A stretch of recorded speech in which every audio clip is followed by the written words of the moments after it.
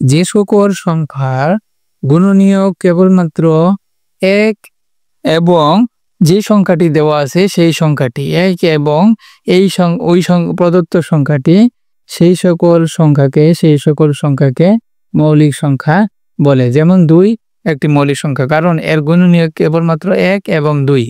আবার 5 একইভাবে এর গুণনীয়ক 5-এর গুণনীয়ক 1 এবং 5, এছাড়া আর কোনো গুণনীয়ক নাই।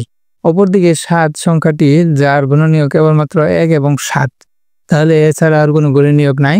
তাহলে এই 2, 5, 7 এরকম যত সংখ্যা আছে যাদের গুণনীয়ক কেবলমাত্র 1 এবং এই সংখ্যাগুলোই, তাহলে সেই সংখ্যাগুলোকেই বলা হয় মৌলিক সংখ্যা।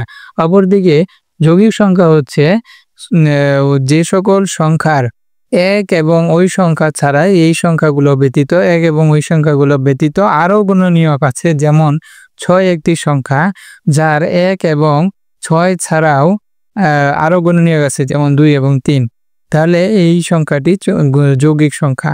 অপরদিকে 9 যার গুণনীয়ক হচ্ছে 1, 3, 9, এখানে 9-এর গুণনীয়ক 1 এবং 9 ছাড়াও আরও গুণনীয়ক আছে, তাহলে 9ও যৌগিক সংখ্যা।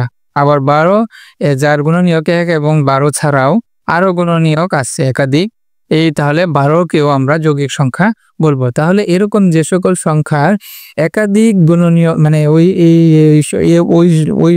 1 এবং প্রদত্ত সংখ্যাটি ছাড়াও আরও গুণনীয়ক থাকবে, ওদেরকে যৌগিক সংখ্যা বলে।